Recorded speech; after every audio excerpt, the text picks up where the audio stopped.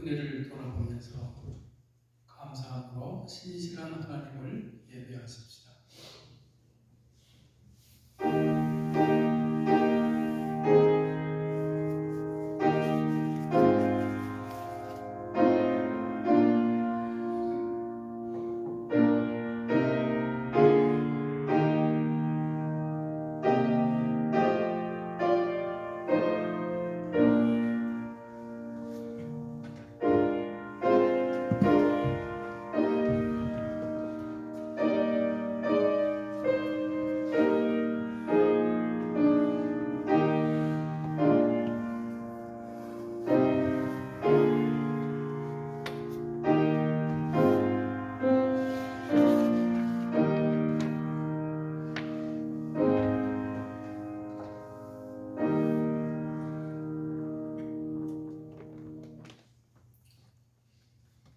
감사함으로 그의 문에 들어가며 찬송함으로 그의 궁정에 들어가서 그에게 감사하며 그의 이름을 송축할지어다. 여호와는 선하시니 그의 인자하심이 영원하고 그의 성실하심이 대대에 이르리로다. 거룩하신 하나님 아버지, 지난 시간을 돌아보며 하나님의 존재 앞에 엎드립니다.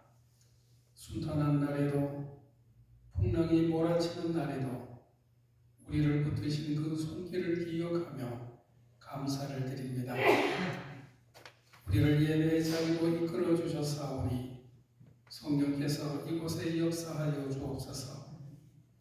각기 다른 삶의 무게를 지고 온 우리를 하나 되게 하시고 흩어졌던 마음들을 모아 주옵소서. 오늘 우리가 드리는 찬양과 기도와 헌신이 주님 보시기에 향기로운 제사가 되게 해주시고 말씀 안에서 새롭게 되어 성숙함으로 나아가게 하옵소서. 예수님의 이름으로 기도하옵나이다. 아멘. 다같이 이 자리에서 일어나셔서 찬송가 23장 보겠습니다.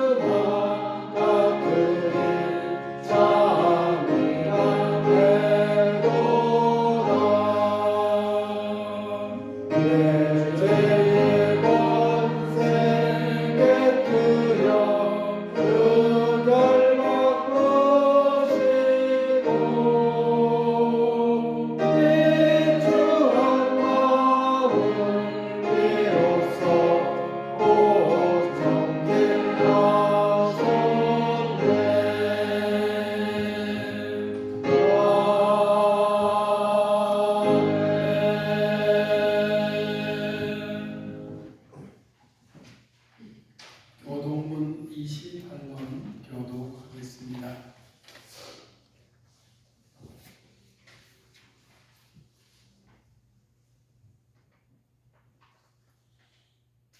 하나님이여, 주는 나의 하나님이시라. 내가 간절히 주를 찾되 물이 없이 말하여 황폐한 땅에서 내 영혼이 주를 갈망하며 내 육체가 주를 갈망하리라. 주의 권능과 영광을 보기 위하여 이와 같이 성도에서 주를 바라보나이다.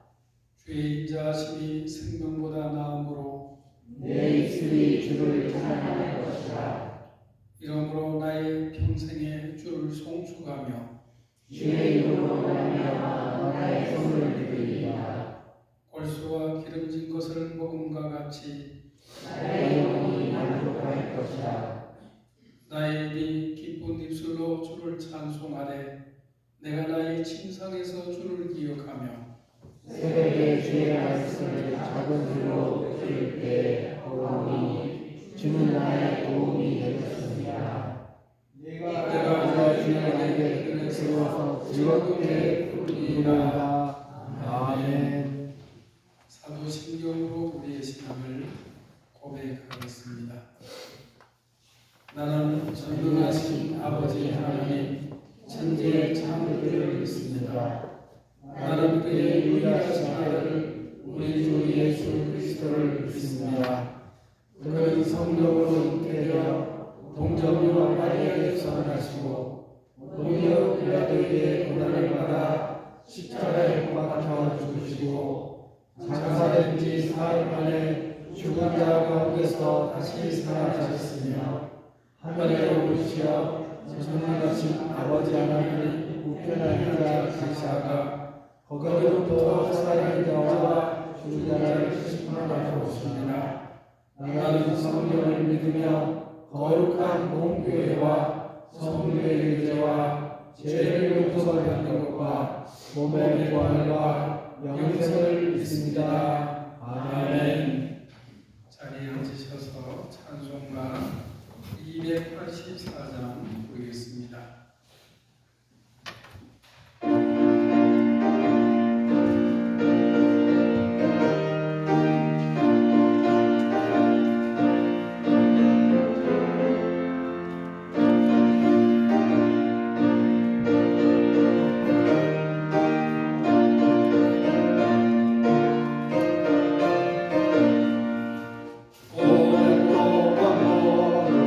제 가운데 빠져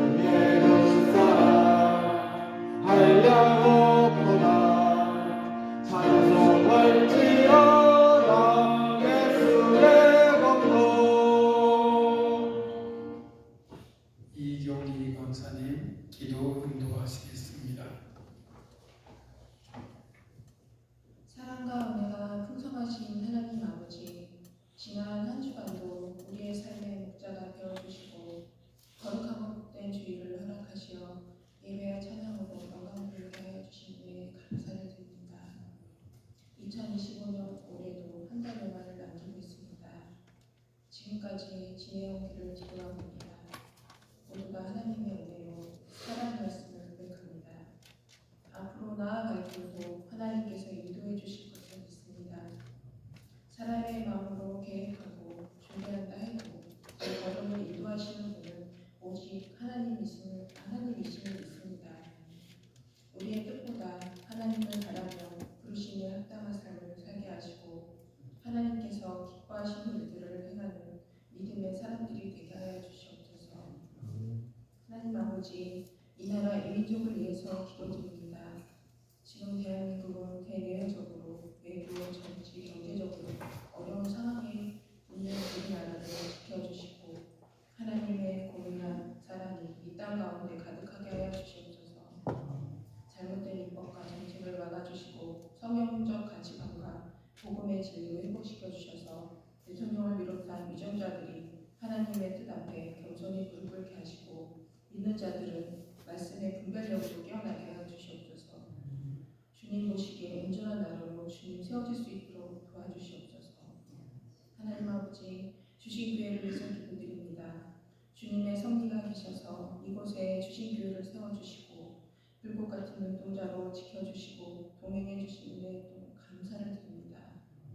한 영혼이 천하보다 귀하다는 말씀을 실천하는 교회로 주신 교회가 마지막 때에도 주님의 사명을 잘 감당하며 이 지역 사회에 주님의 사랑을 전하게 하시고 주신 교회를 통하여 많은 영혼이 구원받는 구원의 방주 역할을 잘 감당하는 교회로 주님 축복하여 주시옵소서. 신실하신 종 이효진 목사님을 기억하사 영육간의 강건함을 허락하시고 모든 사역을 감당하기 어려우니 착하고 충성된 일꾼들을 붙여주시어 서로 협력하여 선을 이룰 수 있도록 주님 인도하여 주시옵소서. 말씀을 전하시는 목사님께 성령의 충만함을 더하여 주셔서 그 말씀이 우리 모두의 심령을 새롭게 하는 생명의 말씀이 되게 하여 주시옵소서. 말씀을 듣는 우리들이 주님의 뜻을 깨닫고 말씀에 순종하며 살아가게 하여 주시옵소서. 예배를 위해 돕는 손길들을 위해 기도드립니다. 그들의 섬김과 헌신을 주님께서 기억하사 그들의 삶 속에 주님의 은혜와 축복이 가득하게 하여 주시옵소서. 또한 그들의 헌신이 교회를 세우는 데 귀한 도구로 사용하게 하시고 그들이 드리는 모든 섬김이 주님의 영광을 드러나게 하여 주시옵소서. 한 주간도 우리와 함께 하여 주시고 우리의 걸음을 주님의 은혜로 인도하여 주시옵소서. 이 시간 드리는 이 예배가 성령 충만함으로 우리의 몸과 마음을 드리는 사제사가 되길 간절히 원하며 모든 영광 주님 홀로 받아 주시옵소서. 이 모든 말씀 존귀하신 예수님의 이름으로 기도드립니다. 아멘.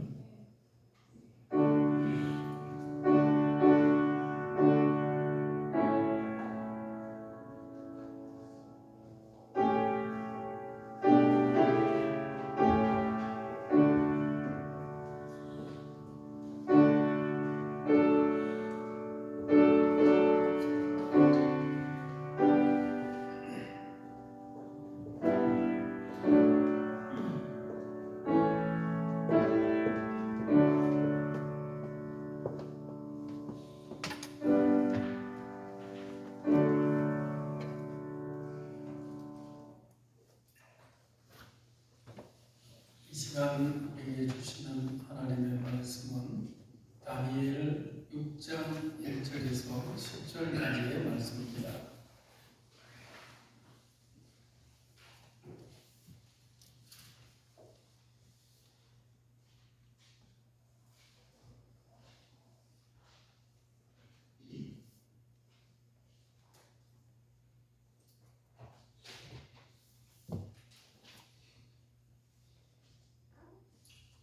다니엘 6장 1절에서 10절 말씀 저와 여러분이 한 절씩 교독하겠습니다.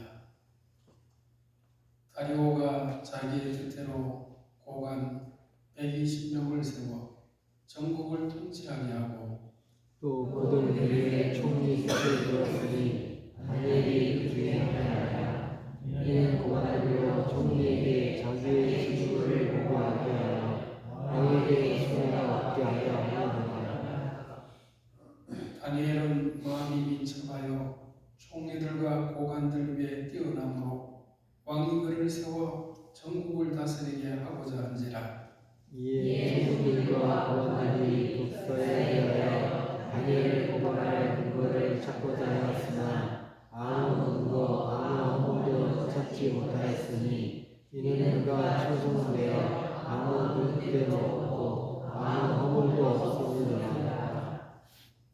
그들이 이르되 이 다니엘은 그 하나님의 율법에서 근거를 찾지 못하면 그를 고발할 수 없으리라 하고 이에 종들과 원들이 모여 왕에게 나아가서 그에게 말하되 다리오 왕이여 안수하소서. 나라의 모든 총리와 지사와 총독과 법관과 간원이 의논하고 왕에게 한 법률을 세우며 한 금령을 정하실 것을 고하나이다. 왕이여 그것은 곧 이제부터 30일 동안에 누구든지 왕 외에 어떤 신에게나 사람에게 무엇을 구하면 사자굴에 던져넣기로 한 것이니이다. 그런즉 왕이 원한 때 금령을 세우시고 그 주소에 왕의 도장을 찍어 메대와 아사에 붙이지 아니하는 규례를 따라 그것을 다시 붙이지 못하게 하옵소서. 아멘. 이에 다리오 왕이 조서에 왕의 도장을 찍어 금령을 내니라. 만약에 이 조서에 왕의 도장을 찍은 것을 알고도 자기 집에 돌아가서 입방에 일어나 예루살렘을 향한 창문을 열고 전에 하던 대로 하루에 3번씩 무릎을 꿇고 기도하며 그의 하나님께 감사하였더라. 아멘. 우리 주신교회는 지난 10월 마지막 주일에 추수감사주일을 지냈지만 이번 주일은 많은 한국교회가 전통적으로 지켜오는 추수감사주일이기도 합니다. 그래서 이 시간 다시 한번 우리의 신앙을 돌아보고 감사의 명상을 해보겠으면 합니다. 우리는 아침에 일어나면 핸드폰을 확인하고 세상의 소식을 접하고 그날의 분위기를 읽습니다. 날씨가 좋으면 기분이 좋고 주식을 하는 분들은 주가가 오르면 마음이 들뜨고 또 건강을 우려하는 분들은 건강검진 결과가 좋으면 안도를 합니다. 근데 반대 경우는 어떻습니까? 신앙도 흔들리지는 않습니까? 우리는 감사할 조건이 있을 때 감사하고 또 기도할 이유가 있을 때 기도하고 믿음을 지킬 만한 상황일 때 믿음을 지킵니다. 그러나 그것이 진정한 신앙일까요? 우리가 살아가는 세상은 얼마나 자주 우리를 변하게 만들고 우리의 마음을 흔들리게 합니까? 눈에 보이는 이익에 따라서 쉽게 태도를 바꾸고 어려운 상황 앞에서는 신념을 저버리는 소위 결리망이의 모습을 만연한 그런 시대입니다. 이걸 보면 의를 잃어버리는 이런 태도가 이제는 우리 신앙의 영역에까지도 침투하고 있지는 않습니까? 그러나 오늘 우리는 다니엘을 통해서 전혀 다른 신앙인의 모습을 보게 됩니다. 이 혼란한 시대 속에서 죽음의 위험 앞에서도 조금 더 흔들림이 없이 전에 하던 대로 하나님을 향한 신앙의 길을 걸어갔던 초지일관의 사람 다니엘의 삶은 21세기 세상을 살아가는 우리 그리스도인들에게 강력하고 신선한 메시지를 던져주고 있습니다. 다니엘 6장 10절은 이렇게 말씀합니다.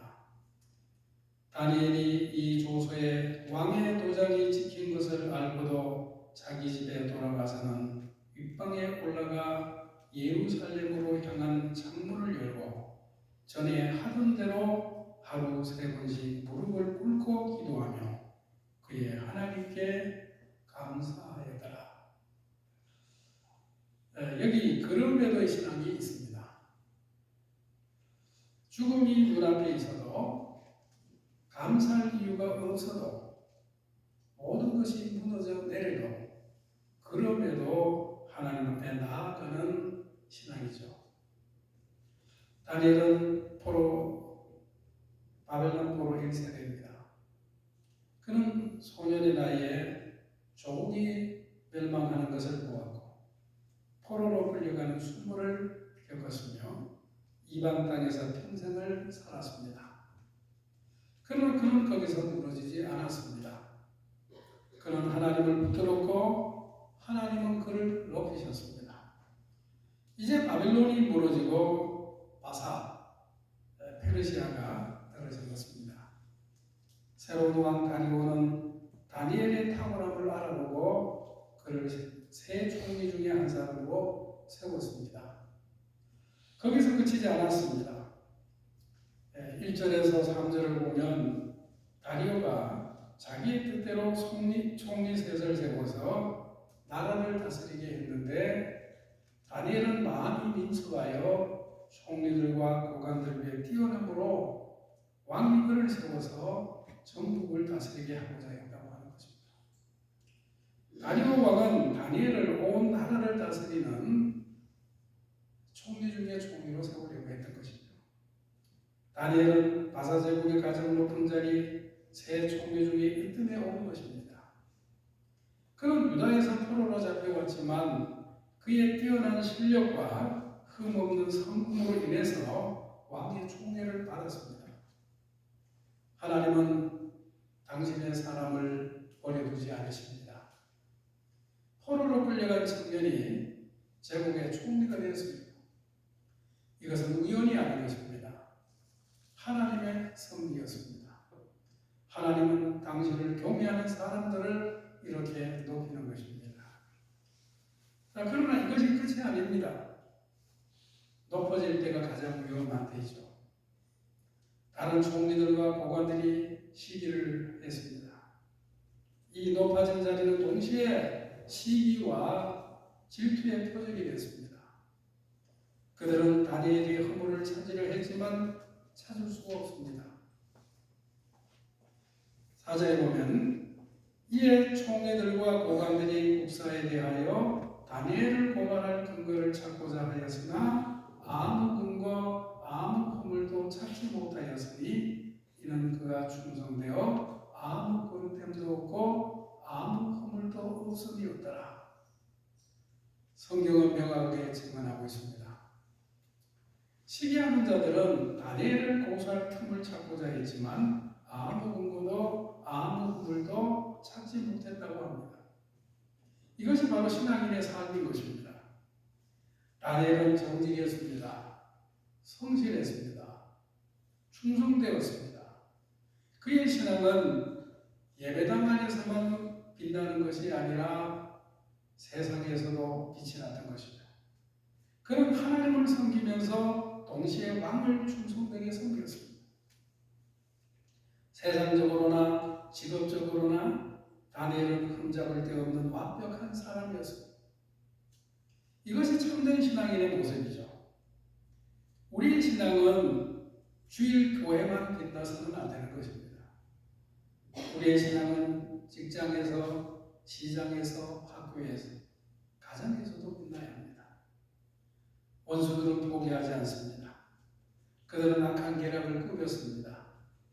5절에 보면 그들이 이르되 이 다니엘은 그 하나님의 율법에서 근거를 찾지 못하면 그를 고발할 수 없으리라 하고 그들은 다니엘의 강점을 역이용하려고 했습니다.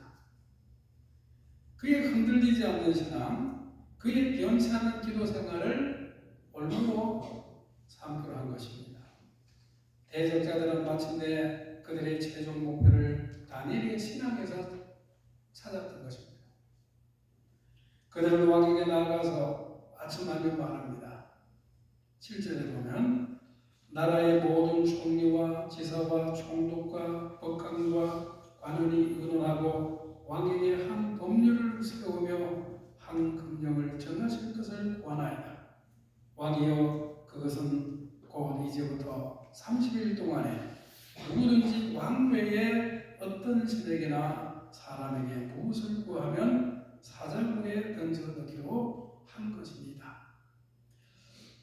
왕은 이들의 숨긴 관계를 알지 못하고 그 조서에 도장을 찍었습니다.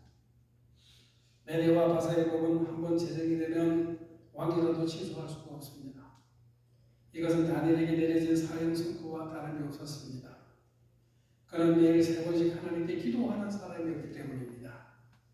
이제 다니엘 앞에 두 개의 길이 놓여 있는 것입니다. 하나는 현실과 타협해서 30일 동안 창문을 닫고 숨어서 기도하거나 아예 기도를 쉬는 것이죠. 또 다른 하나는 목숨을 걸고 전에 하던 대로 기도하는 것입니다. 조금 융통성을 부려서 30일만 참으면 됩니다. 30일만 조용히 지내면 됩니다. 마음으로 기도하면 되지 않겠습니까? 하나님이 다 아시지 않겠습니까? 다니엘의 대적자들은 다니엘이 이 법 앞에서 잠시라도 주저하거나 타협할 것이라고 생각했을 것입니다. 오늘날 우리 주변의 많은 사람들처럼 불안한 앞에서 자신의 신앙을 일시정지시키리라 예상을 했을 것입니다. 그러나 다니엘은 다른 길을 택했습니다. 그는 그들의 예상을 완전히 뒤엎었습니다. 10절에 보면 다니엘이 이 조서에 왕의 도장이 찍힌 것을 알고도 자기 집에 돌아가서는 윗방에 올라가 예루살렘으로 향한 창문을 열고 전에 하던 대로 하루 3번씩 무릎을 꿇고 기도하며 그의 하나님께 감사하였더라. 여기 알고도라는 말에 주목할 필요가 있습니다. 다니엘은 왕의 조서에 사형 선고와 같은 도장이 찍혔음을 알고도 행동했습니다. 이 알고도라고 하는 이 단어 속에 그의 모든 신앙적인 용기와 헌신이 응축되어 있죠. 다니엘은 몰라서 기도한 것이 아닙니다. 그는 모든 것을 알고 있습니다. 이 기도가 무엇을 의미하는지, 이 기도의 끝이 어디인지, 이 순종이 어떤 결과를 가져올지 그는 모두 알고 있었습니다. 그럼에도 불구하고 그는 집으로 돌아가서 창문을 열고 무릎을 꿇었습니다. 여기에 참된 신앙이 있는 것입니다. 다니엘의 신앙은 환경이나 조건에 따라 변하는 우유부단한 신앙이 아니었습니다. 그의 신앙은 죽음을 각오한 초질간 일사각오의 신앙이었습니다. 다니엘은 조건에 따라서 하나님을 섬기지 않았습니다. 그는 결과를 계산하며 하나님께 나가지 않았습니다. 그는 단순히 하나님이 하나님이시기 때문에 하나님을 예배했습니다. 이것이 신앙인 것입니다. 그는 하나님에 대한 순종이 인간 권위에 대한 순종이 될 때 기꺼이 하나님의 뜻을 따르리라고 결단했던 사람이었습니다. 이것이 바로 오직 하나님만의 통치를 삶으로 실현하는 모습이 아닐까요? 본문에서 가장 중요한 표현이 있는 것입니다.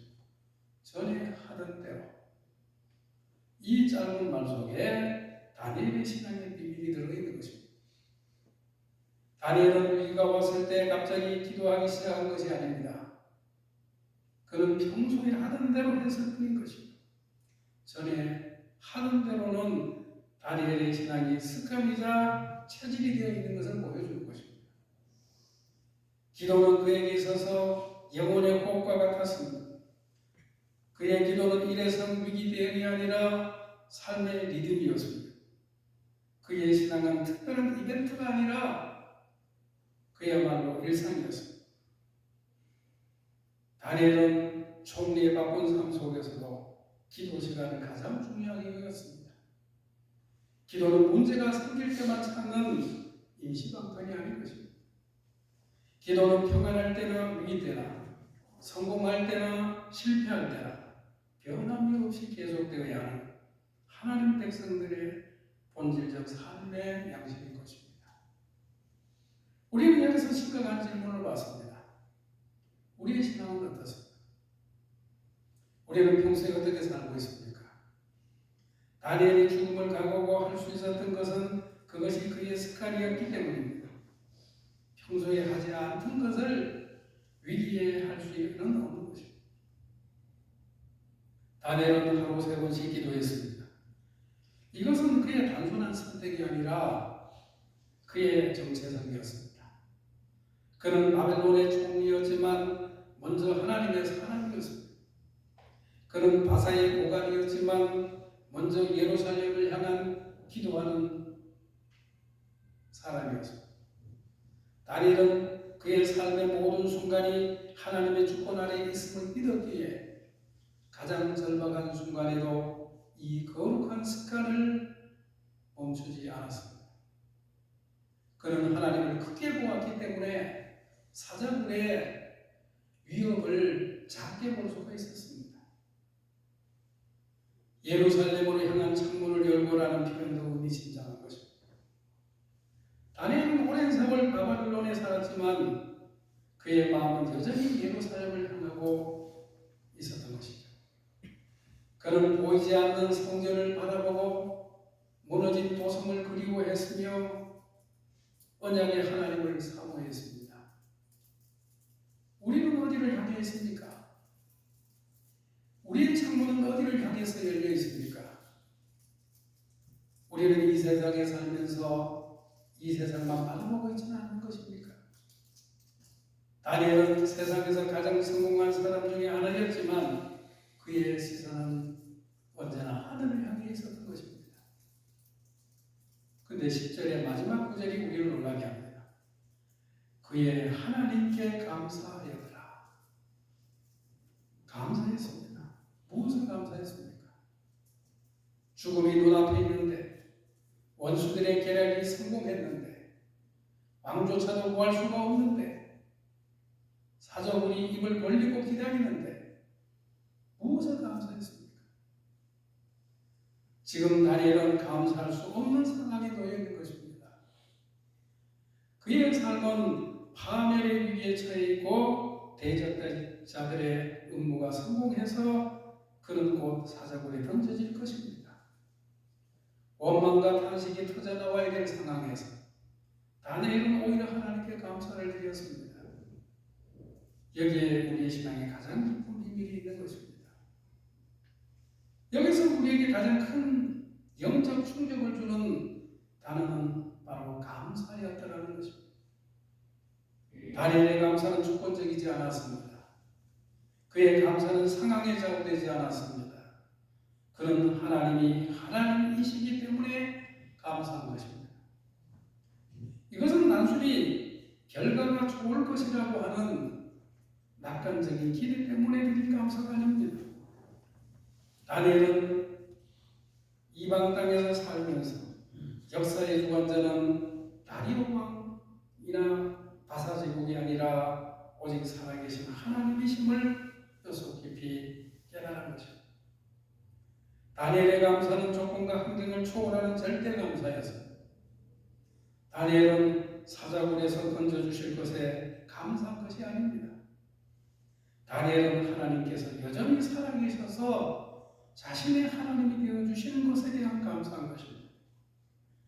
다니엘은 죽음 앞에서도 여전히 하나님께 기도하며 순종할 수 있는 믿음을 주신 것에 대한 감사입니다.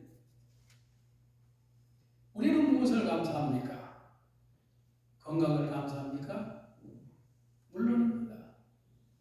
물질을 감사합니까? 당연합니다. 가족을 감사합니까? 그렇습니다. 그러나 만약 이것들이 사라진다면 우리는 어떻게 됩니까? 우리의 감사도 함께 사라지는 것입니까? 다니엘은 모든 것을 잃었던 사람입니다. 그는 조국을 잃었고 가족을 잃었고 자유를 잃었습니다. 그러나 그는 감사했습니다. 왜일까요? 그에게는 하나님이 계시기 때문이죠. 하나님은 바빌론에도 계셨고 바사에도 계셨고 사자굴에도 계실 것이었습니다. 욥을 생각해 보십시오. 그는 하루아침에 모든 것을 잃었습니다. 자녀들이 죽고 재산이 사라지고 건강마저도 무너졌습니다. 그러나 그런 말합니다. 주신 이도 여호와시요 거두신 이도 여호와시고 여호와의 이름이 찬송을 받으실지니라. 이것이 신앙이죠. 바울을 생각해 보십시오. 그는 감옥에서 편지를 썼습니다. 빌립보서를 보십시오. 항상 기뻐하라, 쉬지 말고 기도하라, 범사에 감사하라. 이것이 그리스도 예수 안에서 너희를 향하신 하나님의 뜻이니라. 이것은 편안한 서재에서 쓴 글이 아닙니다. 차가운 감옥에서 죽음이 코앞에 있는 상황에서 쓴 글입니다. 다니엘은 감사가 무엇인지를 알았습니다. 감사는 받은 것에 대한 반응만이 아니라 믿는 이에 대한 회개라는 것이죠. 감사는 상황에 대한 평가가 아니라 하나님에 대한 신뢰입니다. 감사는 현재에 대한 만족이 아니라 미래에 대한 확신입니다. 우리는 지난 10월에 추수감사절을 지켰습니다. 그리고 이번 주일은 한국교회가 함께 지키는 추수감사주일입니다. 그러나 진정한 감사는 한 해에 한두 번 하는 그런 행사가 아닙니다. 감사는 우리의 신앙의 본질인 것입니다. 감사할 수 없는 상황에서 감사하는 것, 이것이 신앙인 것입니다. 감사할 이유가 없을 때 감사하는 것, 이것이 예배입니다. 감사의 조건이 무너졌을 때 여전히 감사하는 것, 이것이 신뢰인 것입니다. 우리는 지금 어떤 상황에 있습니까? 혹시 다니엘처럼 원수들의 계략 가운데 있습니까? 혹시 억울한 일을 당하고 계십니까? 혹시 신앙 때문에 손해를 보고 계십니까? 혹시 옳은 일을 하다가 공격에 처해 있습니까? 오늘 보면 우리에게 외치고 있습니다. 그럼에도 하나님 앞에 서십시오. 세상이 어떻게 변하든 상황이 어떻게 되든 결과가 어떻게 나오든 우리는 하나님 앞에 서야 합니다. 이것이 우리의 정체성인 것입니다. 우리는 세상 사람이기 전에 하나님의 자녀들입니다. 그럼에도 전에 하던 대로 하시기 바랍니다. 위기가 왔다고 신앙을 바꾸지 마십시오. 여론이 변했다고 신앙을 조종하지 마십시오. 대세가 그렇다고 신앙을 타협하지 마십시오. 우리의 신앙은 변하지 않는 것입니다. 어제도 오늘도 예수 그리스도는 영원토록 변함이 없으십니다. 그럼에도 감사하십시오. 감사할 것이 없어 보여도 감사하십시오. 감사할 이유가 없어 보여도 감사하십시오. 우리에게는 하나님이 계십니다. 그것만으로 충분합니다. 그것만으로 감사합니다. 지금 우리에게 다니엘의 그럼에도 신앙이 절실하게 필요한 것입니다. 우리는 감사할 조건이 넘치는 조건적 감사를 넘어서 없어도 잃어도 그럼에도 감사는 절대적 감사의 자리로 나아가야 합니다. 이 시대의 다니엘은 어떤 모습일까요?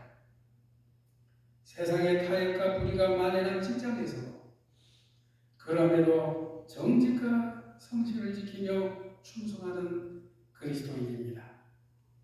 경제적 어려움과 가정의 고난 속에서도 그럼에도 하루 3번씩 기도의 자리를 지키는 그리스도인입니다. 감사의 조건이 사라진 것처럼 보이는 고통과 슬픔 속에서도 그럼에도 나의 구원자 되신 하나님께 영광을 돌리는 그리스도인입니다. 우리는 우유부단하게 살 수가 없습니다. 결리망리의 길을 걸을 수가 없습니다. 이익을 보면 의를 잊어버리는 그런 신앙인이 되어서는 안 되는 것입니다. 우리 시대는 분명한 신앙 고백을 요구하고 있습니다. 세상은 우리에게 타협하라고 합니다. 조금만 굽히라고 합니다. 30일만 참으라고 합니다. 믿음으로만 아니라 마음만 있으면 된다고 합니다. 그러나 우리는 다니엘처럼 대답해야 합니다. 아닙니다. 나는 하나님의 사람입니다. 나는 하나님 앞에 무릎을 꿇을 것입니다. 나는 전에 하던 대로 할 것입니다. 나는 그럼에도 감사할 것입니다. 우리는 다니엘의 끝을 알고 있죠. 다니엘은 사자굴에 던져졌습니다.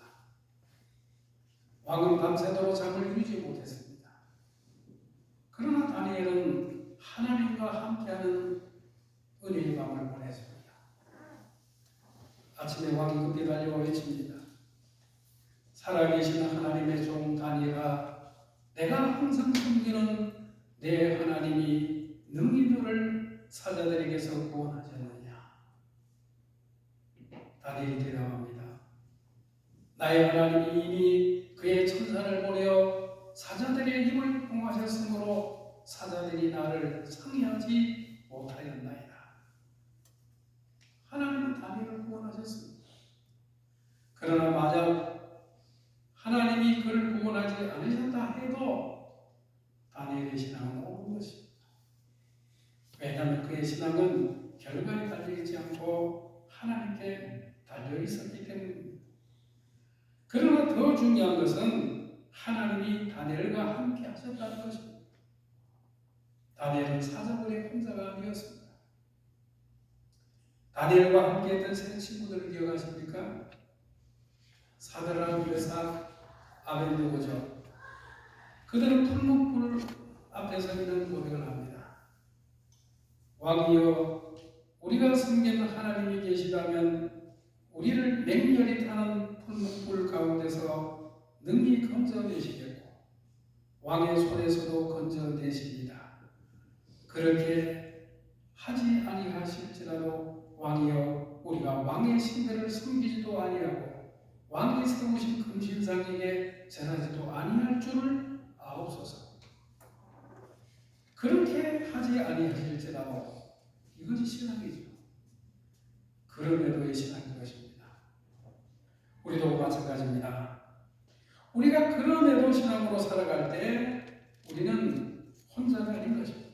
하나님이 함께 하십니다. 우리가 죽음을 각오하고 하나님 앞에 설 때 하나님은 우리와 함께 하십니다.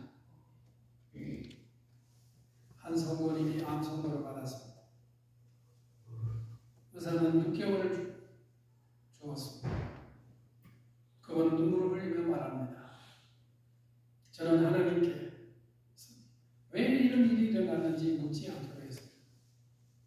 대신에 이 상황에서 하나님이 무엇을 원하시는지를 묻기로 했습니다. 그리고 남은 시간 동안 더욱 감사하며 살기로 했습니다. 그리고 6개월 후에 그분은 여전히 살아계셨습니다. 하나님이 기적을 행하신 것입니다. 그러나 더욱 큰 기적은 그분의 신앙이었습니다. 상황이 바뀌기 전에 이미 그분은 승리하셨던 것입니다. 그것이 그럼에도 신앙이죠. 다니엘 이후에 600여년이 지난 후에 또 한 분이 오셨습니다. 그분도 억울한 고난을 당하셨습니다. 그분도 원수들의 계략에 넘어가셨습니다. 그분도 죽음의 구렁텅이에 던져주셨습니다. 그러나 그분은 사흘 만에 부활하셨습니다. 예수님은 십자가에서 외치셨습니다. 아버지, 저들을 사하여 주옵소서. 자기들이 하는 것을 알지 못함이니이다. 감수할 수 없는 그런 상황에서 용서하신 것입니다. 기도할 힘이 없는 순간에도 기도하셨습니다. 믿을 수 없는 고통 속에서도 믿음을 지키셨습니다. 예수님이 우리의 모델입니다. 예수님이 우리의 구원자이십니다. 예수님이 우리의 주님이십니다. 우리가 그럼에도의 신앙으로 살아갈 수 있는 것은 예수님이 먼저 그럼에도 삶을 사셨기 때문입니다. 이제 우리도 일어나 가십시다. 우리 앞에 사자굴이 있어도 풀무불이 있어도 십자가가 있어도 그럼에도 하나님 앞에 서십시다. 그럼에도 전에 하던 대로 하십시다. 그럼에도 감사하십시다. 우리의 생애 날마다 남은 평생 동안 그럼에도의 신앙을 실천하기 위해서 결단하십시오. 전에 행하던 대로의 습관을 회복하십시오. 기도와 말씀, 예배 자리를 굳건히 지키십시다. 알고도 감사하는 믿음을 소유하십시다. 내 삶의 모든 상황이 하나님의 주권 아래 있음을 인정하며 살아가십시다. 이것이 우리가 새롭게 배우는 감사의 의미인 것입니다. 추수할 것이 있어서가 아니라 하나님이 계셔서 감사합니다. 받은 것이 많아서가 아니라 하나님이 신실하셔서 감사합니다. 내일이 보장되어서가 아니라 하나님이 주권자이셔서 감사합니다. 하나님 우리와 함께 하십니다. 어떤 사자들도 하나님의 자녀를 삼킬 수는 없습니다. 어떤 어둠도 하나님의 빛을 이길 수는 없습니다. 어떤 죽음도 하나님의 생명을 막을 수는 없습니다. 감사는 우리 영혼을 하나님께 고정시키는 일인 것입니다. 여러분이 고난 속에 계십니까? 그럼에도 불구하고 하나님은 여전히 선하시고 전능하십니다. 내가 처한 상황보다도 하나님이 선하심이 훨씬 더 크다고 하는 사실에 감사하십시오. 이 감사가 여러분의 환경을 지배하게 될 것입니다. 우리가 진정한 다니엘과 같은 초질간의 신앙을 소유하고 어떤 환경에서 변함없이 감사할 때 하나님은 우리를 통해서 영광을 받으시고 우리의 삶에 놀라운 기적을 베풀어 주실 것입니다. 다니엘을 사자굴에 건져내셨던 그 하나님이 오늘 우리의 삶의 사자굴 앞에서 우리를 지키시고 보호할 것입니다. 그럼에도 믿으십시다. 그럼에도 서십시다. 그럼에도 감사하십시다. 이 변치 않은 믿음과 절대적인 감사가 우리 모두의 삶의 중심이 되기를 바랍니다. 기도하겠습니다. 하나님 아버지, 오늘 우리에게 다니엘의 초지일관된 신앙과 그런 애도의 감사를 깨닫게 해주셔서 감사합니다. 세상을 살면서 결리 망기와 우유부단함에 빠지기심은 저희를 도우사 죽음을 각오하고 창문을 열었던 다니엘처럼 어떤 환경과 위협 속에도 전에 행하던 대로 기도하며 감사할 줄 아는 믿음의 용기를 주시옵소서.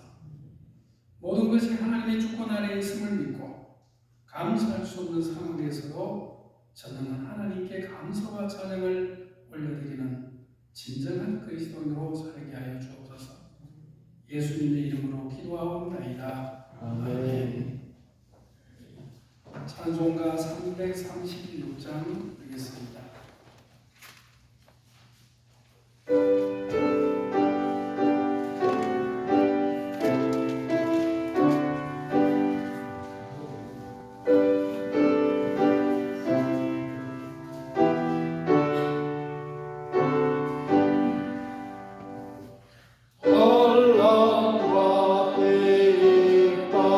Oh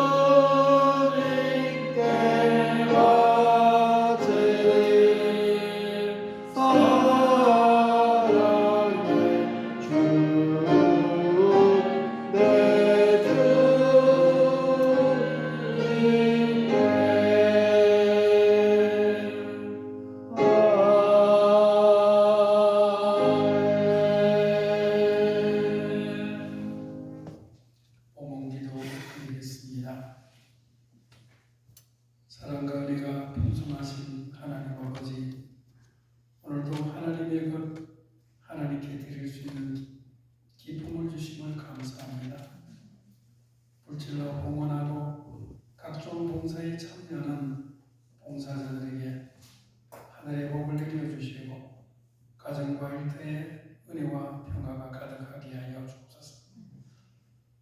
연약함과 질병, 공기가 시는 가운데 있는 성도들에게 주님의 보살핌으로 함께해 주시고 영적 침체에 있는 성도들에게 성령의 불로 임하여 주옵소서.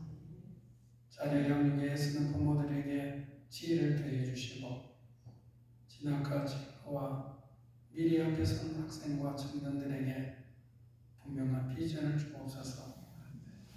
우리 교회가 지역사회 복음에 빛을 비추는 등대가 되게 해주시고 복음 전파의 사명을 잘 감당케 하옵소서. 이 땅과 열방을 위해 기도합니다. 이 나라가 자유민주주의의 소중한 가치를 지킴으로 역사가 퇴보하는 일이 없게 해주시고 분열과 갈등의 역사가 아닌 화해와 치유의 역사가 되게 하여 주옵소서.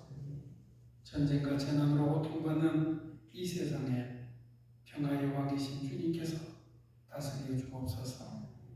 어둠의 시대 역사 속에 복음의 빛을 비추는 교회가 되어 모든 민족이 주님께 돌아오게 하여 주옵소서.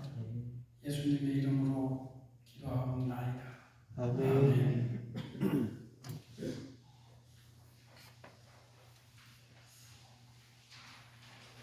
예배원들께서는 시를 예배 담당표를 가정해 주시기 바랍니다. 다음 주일은 기도 조영 권사님, 봉헌 이양순 집사님, 안내 박순옥 권사님입니다.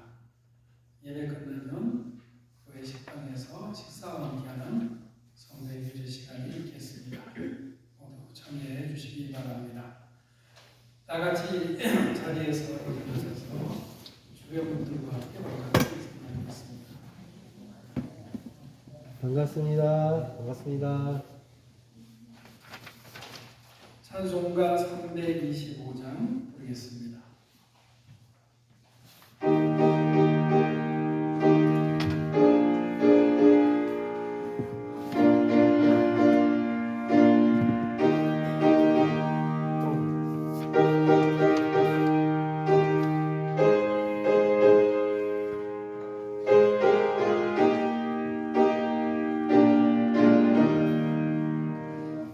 예수와 함께 계신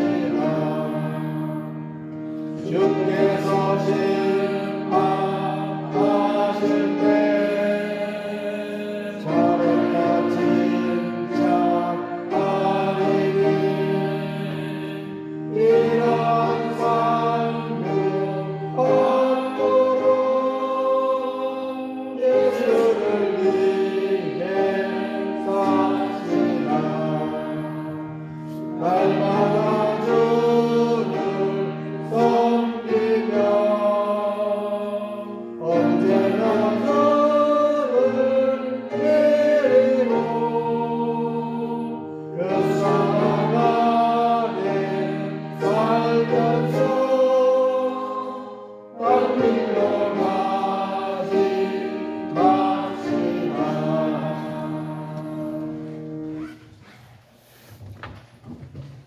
우리 주 예수 그리스도의 크신 은혜와 하나님 아버지의 놀랍고 극진하신 사랑과 성령님의 내주하신 충만하심, 그럼에도 이 믿음으로 조직이가며 변함없는 감사를 고백하며 살기로 결단하는 온 성도들 위해 그리고 가정 위해 이제로부터 영원토록 함께 하시기를 축원하옵나이다. 아멘.